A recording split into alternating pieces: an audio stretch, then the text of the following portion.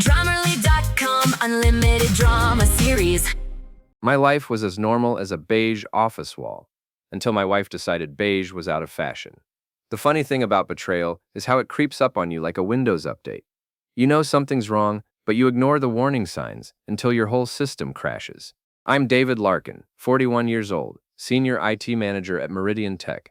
And until 3 months ago, I thought I had a pretty decent marriage. Sure, Marta and I had our issues. What couple doesn't after 18 years? But I figured we were solid, stable, boring, maybe, but in a comfortable way. I should have paid attention when she started working late. Should have noticed the new perfume, the secretive phone calls, the way she'd shower immediately after coming home. But I was busy debugging server crashes and managing my team of 20-something programmers who thought they knew everything about technology but couldn't figure out how to make coffee. The revelation came on a Tuesday.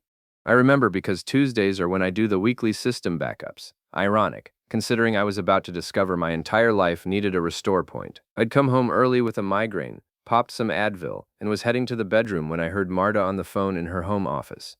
The door was cracked, and her voice carried that particular tone she used when she was excited about landing a big advertising account. "Oh my God, Serena, you should see him in action. Vincent is everything David isn't. Confident, powerful, knows how to take charge." She laughed, that throaty sound she used to make for me. "And the sex? Jesus, I forgot what it felt like to be with a real man." I stood there in the hallway, holding my coffee mug like an idiot, listening to my wife of 18 years describe her affair in pornographic detail. She talked about Vincent DeLuca, her boss at the agency, like he was some kind of sexual superhero, while I was apparently the comic relief. "David suspects nothing," she continued. "He's too wrapped up in his computers to notice I'm getting satisfied somewhere else. Poor guy probably thinks I'm just stressed about work." That's when I learned the most important lesson of my adult life. The quiet guy everyone underestimates is usually the one you should fear most. I backed away from the door and went to my own office, closing it softly. My hands were surprisingly steady as I opened my laptop and began doing what I do best, gathering information. Within an hour, I had Vincent DeLuca's entire digital footprint mapped out: social media profiles, property records, business connections, even his parking tickets. The man was exactly what you'd expect from Marta's description: flashy, arrogant, and careless about his digital security. Over the next week, I played the perfect oblivious husband. I kissed Marta goodbye each morning, asked about her day, even brought her flowers on Thursday, white roses, because I'd always heard they symbolized new beginnings. She accepted them with a guilty smile. What's the occasion? Do I need an occasion to buy my wife flowers? Of course not. You're sweet, David. Really sweet. Sweet. Like a participation trophy. That weekend, while Marta was at her book club, which I now knew was code for getting railed by Vincent in his downtown condo, I drove past the building. Sure enough, her silver BMW was in the visitor parking, right next to a customized black Audi with the license plate Realman 1. I sat in my Honda Civic, practical, reliable, invisible, and laughed until my sides hurt. The man was a walking midlife crisis cliché, and my wife was eating it up. Sunday night, Marta seemed different, nervous. She kept glancing at me during dinner, picking at her salmon like she was building up courage for something. "David, we need to talk." I set down my fork and gave her my full attention. "Sure, what's on your mind?" She took a deep breath. "I'm pregnant." For a moment, I felt a flutter of excitement. Then she continued. "It's Vincent's." The words hung in the air between us like smoke from a house fire. I studied her face, the guilt, the defiance, the hint of cruelty that I'd somehow missed for 18 years. "Vincent DeLuca," I said, not a question. Her eyes widened. "How did you? Your boss, the one with the Audi and the license plate that screams, 'I have a small penis.'" Marta's mouth fell open. "David, let me guess. He's a real man, unlike me. He knows how to take charge. Makes you feel alive again." I stood up, surprisingly calm. "Did I miss anything from your conversation with Serena last Tuesday?" The color drained from her face. "You were listening?" "Honey, I'm an IT manager. Gathering information is what I do." I walked to the kitchen and began loading the dishwasher. "So what's the plan? You leave me for Vincent, take half my assets, and live happily ever after with your alpha male and his spawn?" "David, please, let me explain." Nothing to explain. You made your choice. I closed the dishwasher and turned to face her. I'll make mine. That night, I slept in the guest room. Marta tried to come in around midnight, probably to offer some bullshit explanation or apology, but I'd changed the lock. When she knocked, I called out, I'm backing up my files. This could take a while. She got the message. The next morning, I was already dressed and drinking coffee when she came downstairs. She looked like she'd been crying, but I felt nothing. It was remarkable how quickly 18 years of love could evaporate when you realized it had been one-sided for God knows how long. David, we should talk about this rationally. I've been rational for 18 years. Time to try something new. I handed her a printed list. These are your things. Pack them. You have until I get home from work. She stared at the list. Clothes, jewelry, personal items, nothing we'd bought together. Where am I supposed to go? I'm sure Vincent has room. He's got that big condo downtown, right? The one with the floor-to-ceiling windows where you two have been playing house? Tears started flowing. David, please, I made a mistake. No, Marta. A mistake is forgetting to pay the electric bill. This was a choice, multiple choices, over months. I grabbed my keys and headed for the door. Oh, and I changed the garage code. Your car's in the driveway. I left her standing in our kitchen, clutching the list like it was a death sentence. At work, I functioned on autopilot, answered emails, attended meetings, debugged code. My team probably thought I was having a particularly focused day. If only they knew I was running multiple background processes, planning, calculating, preparing for war, because that's what this was.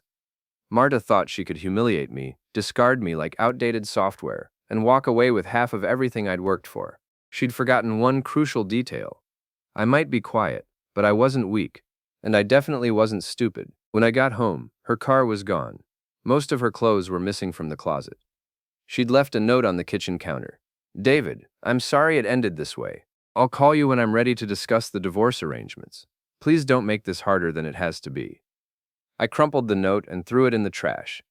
Then I went to my office and began phase 2 of my operation. The first thing I did was secure my assets.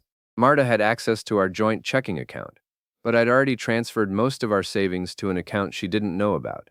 Perfectly legal, since it was money I'd inherited from my father. I also changed the passwords on all our shared accounts and canceled her credit cards. She'd find out soon enough. Next, I called my buddy Greg Martinez, a former cop who now worked private security. We'd been friends since college, and he was one of the few people who knew the real me, the guy who'd once hacked into our university's system to change a professor's email signature to "I have questionable personal hygiene." Dave, what's up? You sound weird. Marta's been cheating on me. She's pregnant with the guy's kid. I need your help. Long pause. Jesus, man. I'm sorry. What do you need? Information, and maybe some advice on how to destroy someone's life without breaking any laws. Greg chuckled. Now you're speaking my language. Come over. Bring beer. That night, sitting in Greg's garage while he worked on his motorcycle, I laid out everything I knew about Vincent DeLuca and Marta's affair. Greg listened without judgment, occasionally asking questions about timelines and evidence. Here's the thing, Dave, he said, wiping grease from his hands. Revenge is like a motorcycle engine. You can't just gun it and hope for the best. You need precision, timing, and patience. Rush it, and you'll crash and burn. I'm not looking to hurt anyone physically, I said. I just want them to face consequences for their choices. Good, because if you're smart about this, and you are, you can make them destroy themselves. The best revenge is letting someone's own character flaws do the heavy lifting. Over the next few days, I began my campaign. It started small. I created a fake social media profile and began following Vincent's accounts. The man was a narcissist dream, constantly posting photos of his expensive toys, his workouts, his success mindset quotes. He also posted pictures from restaurants and events, often with timestamps and location tags.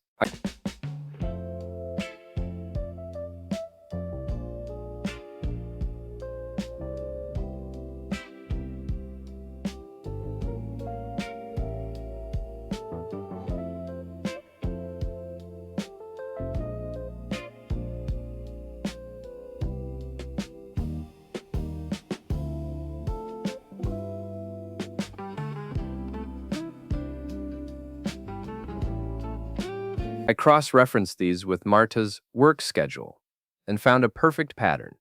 Every Tuesday and Thursday, when she claimed to have late client meetings, Vincent posted photos from the same upscale hotel bar downtown.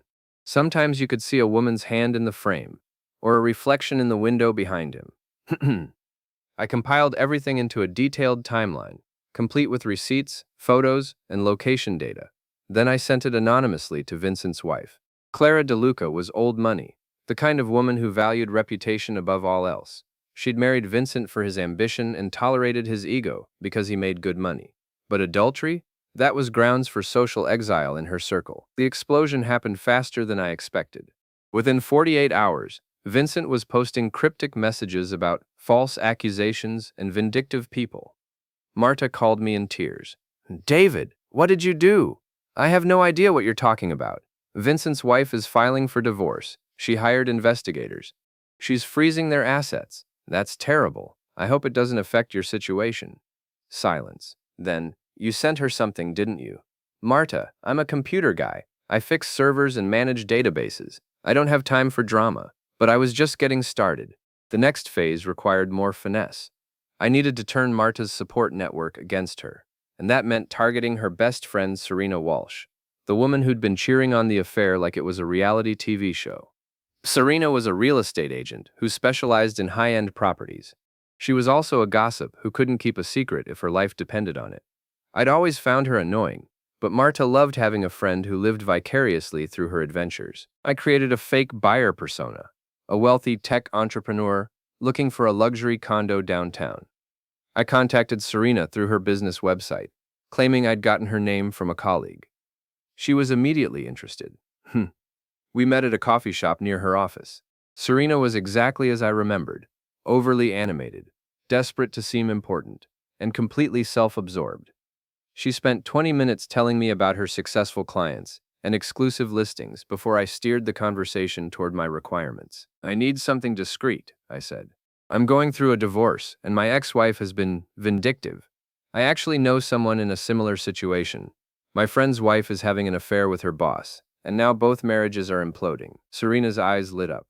"Oh my God, that's terrible, but also kind of exciting, right? I mean, the drama of it all.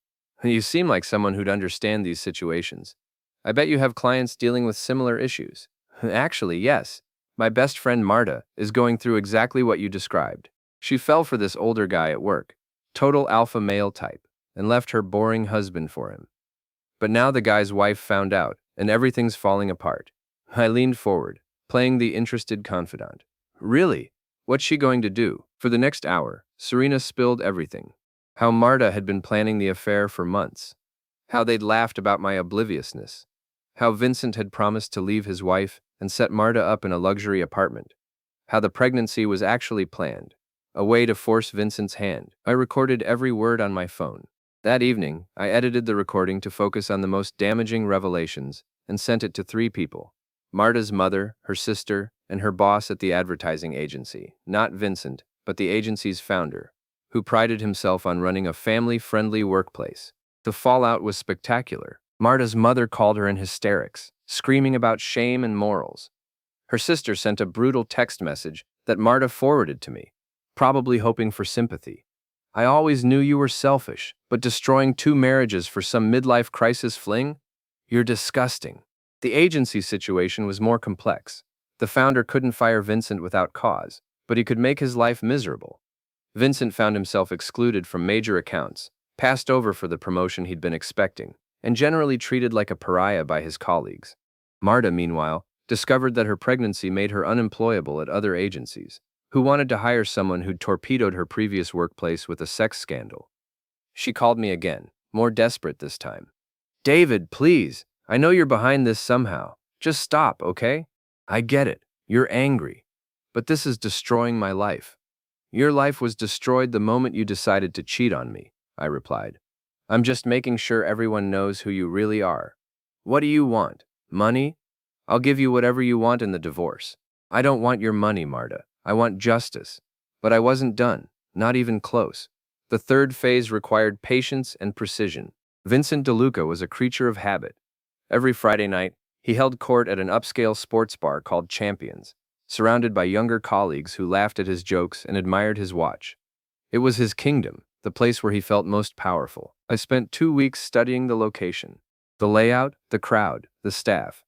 I learned that Vincent always sat at the same high-top table near the bar, always ordered the same overpriced whiskey, and always paid with his black American Express card, the one he'd wave around like a trophy. On the third Friday, I made my move. I arrived early and positioned myself at the bar, dressed in jeans and a polo shirt, invisible among the after-work crowd. When Vincent arrived with his usual entourage, I was ready. The plan was simple but effective. I'd hired a professional actress through a talent agency, told her I needed someone for a social experiment video. Her job was to approach Vincent, flirt with him, and then publicly reject him in the most humiliating way possible. Her name was Jessica, and she was perfect for the role. Beautiful, confident, and completely ruthless when it came to destroying male egos. I'd shown her photos of Vincent and explained his personality type. She understood the assignment. Jessica approached Vincent's table around 9 p.m. when he was 3 drinks in and feeling invincible.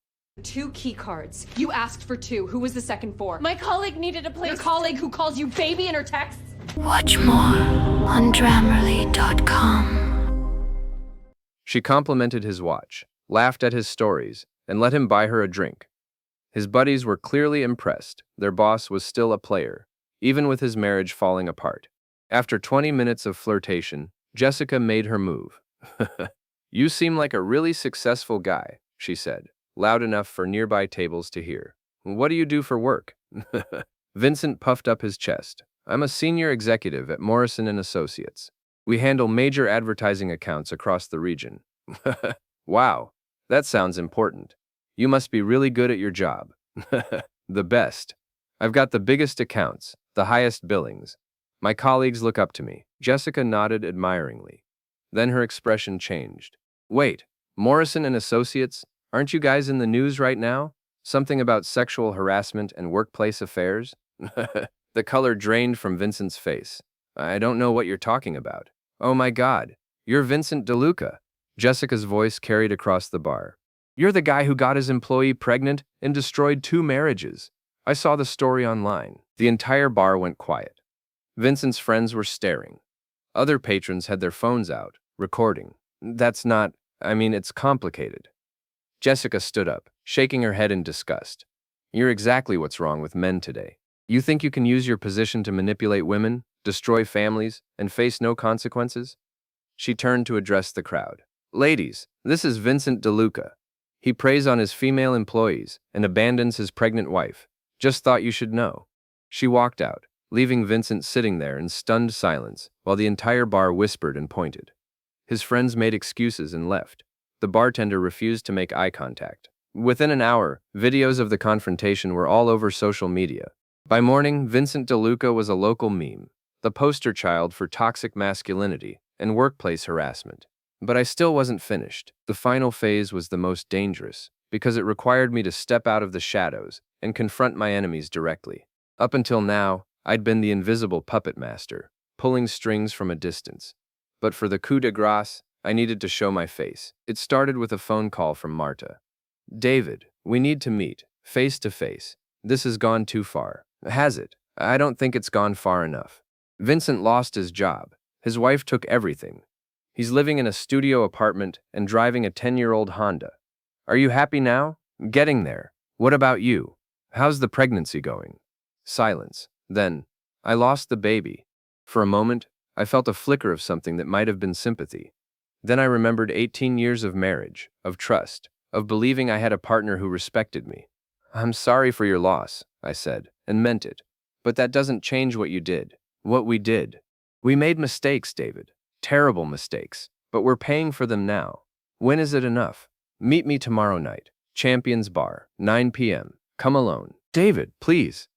9 p.m. Marta. "And bring Vincent. It's time we all had a conversation."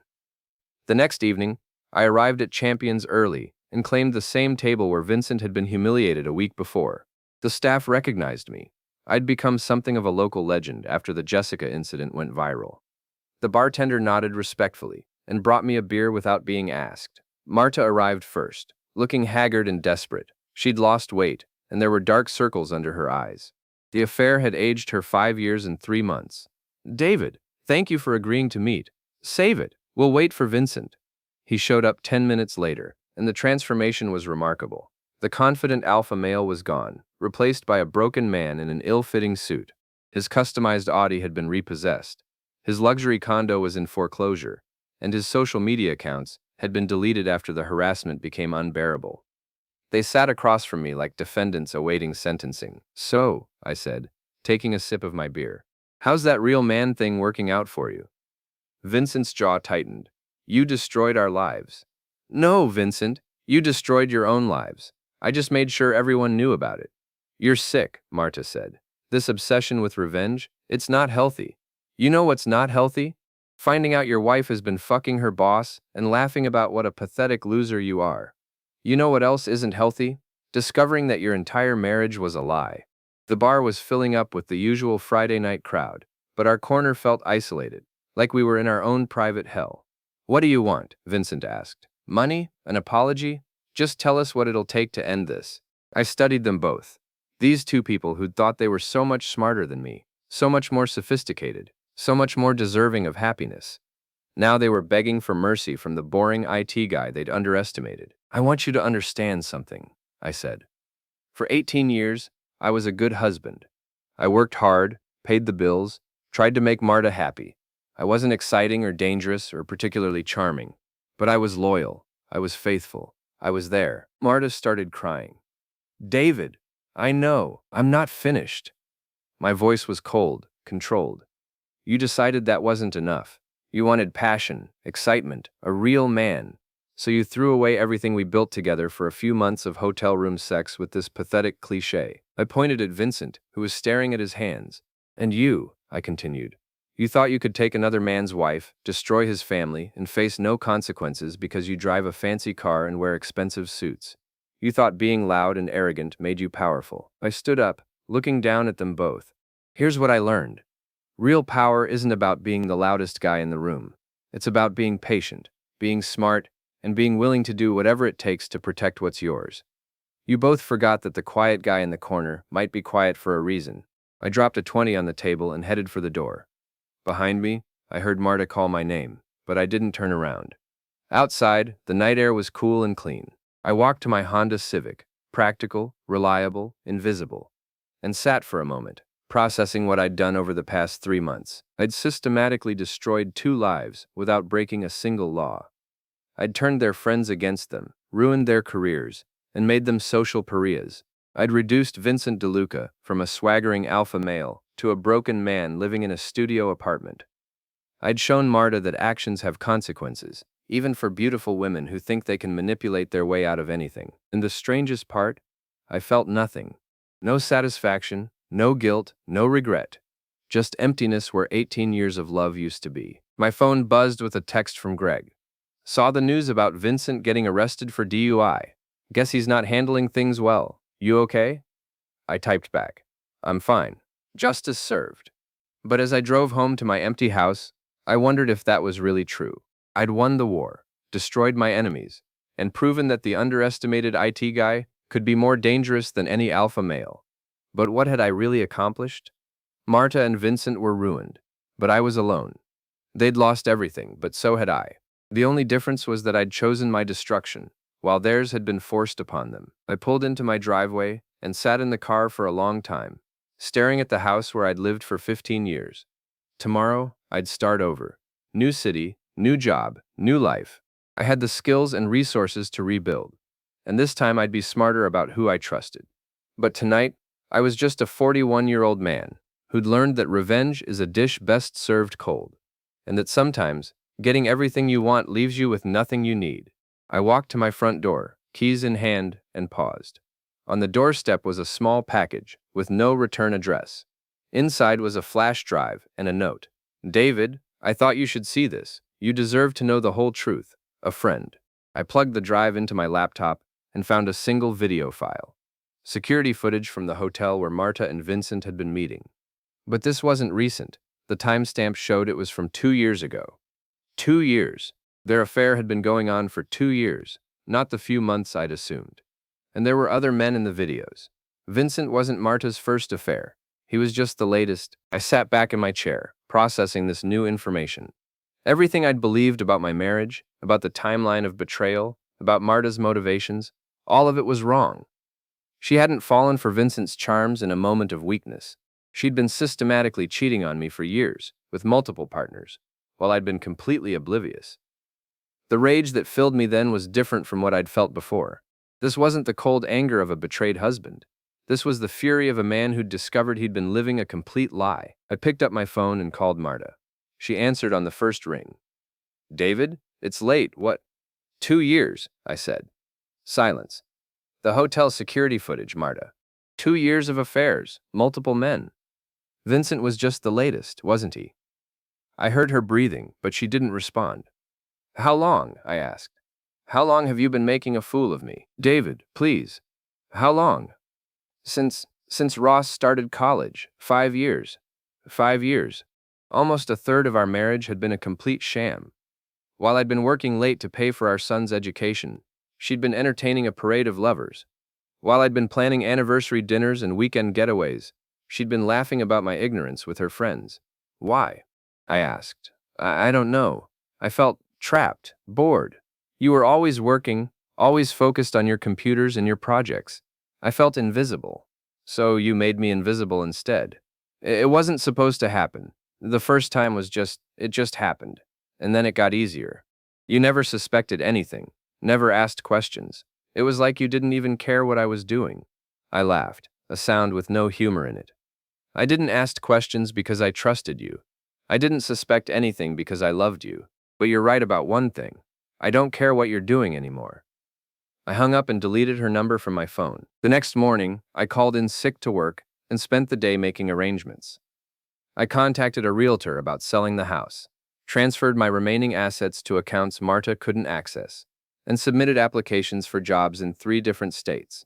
By evening, I had interviews lined up in Seattle, Austin, and Denver. I was done with this city, done with these people, done with the wreckage of my old life. Vincent and Marta could have each other and their mutual destruction. I was moving on, but first, I had one last piece of business to attend to. I drove to the studio apartment where Vincent was living, a sad little place above a dry cleaner in the worst part of town. His Honda was parked outside, dented and dirty. I knocked on his door. He answered wearing a stained t-shirt and sweatpants, looking like he hadn't shaved in a week. "What do you want now?" he asked. "To give you some advice." He laughed bitterly. "Advice? From you?" "You're going to want to hear this, Vincent. It's about Marta." Something in my tone made him step aside and let me in. The apartment was a disaster. Empty beer bottles, takeout containers, clothes everywhere. This was what the mighty alpha male had been reduced to. "She's been cheating on me for 5 years, I said. "With multiple men. You weren't special, Vincent. You were just convenient." He stared at me. "You're lying." I showed him the security footage on my phone. His face went white as he recognized Marta with 3 different men over the span of 18 months, all before their affair had started. "She's a serial cheater," I continued. "She gets bored, finds someone new, uses them until she finds someone better. You thought you were taking her away from me, but the truth is, she was never mine to lose, and she was never yours to win." Vincent sank into a chair, looking broken. "Why are you telling me this?" "Because I want you to understand that we were both victims.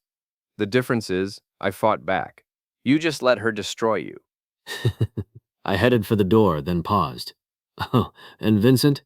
That DUI you got last week? The anonymous tip that led to your arrest? That wasn't me. That was Marta. She called it in because she was tired of you drunk dialing her." I left him sitting there in his squalid apartment, processing the truth about the woman he'd thrown his life away for. 3 weeks later, I was in Seattle, starting my new job as IT director for a software company. The Pacific Northwest suited me. Gray skies, constant rain, people who minded their own business.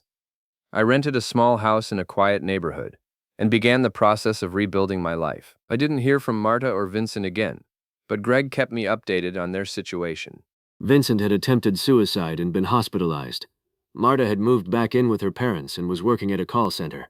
Their mutual destruction was complete. Sometimes, late at night in my new house, I wondered if I'd gone too far, if my revenge had been disproportionate to their crimes.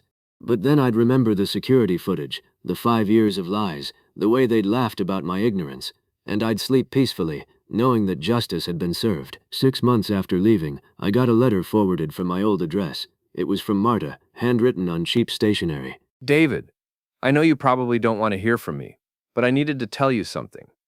Vincent is dead. He overdosed last month. The police said it was intentional.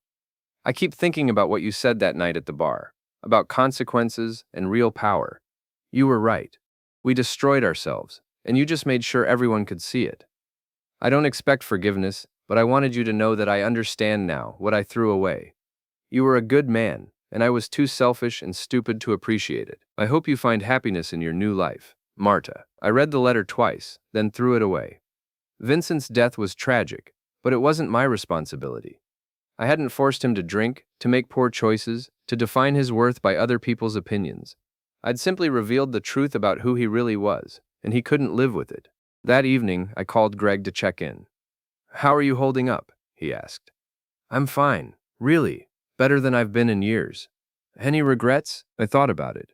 "No, they made their choices. I made mine. The only difference is, I'm still standing." "What's next for you?" I looked out my window at the Seattle skyline, lights twinkling in the distance like stars. "Whatever I want," I said. For the first time in 20 years, whatever I want. And that was the truth. I was free from lies, from betrayal, from people who saw kindness as weakness. I'd learned that being underestimated was a superpower, that patience was a weapon, and that the quiet man in the corner was often the most dangerous person in the room. Marta had wanted a real man. She'd found one, just not the one she expected.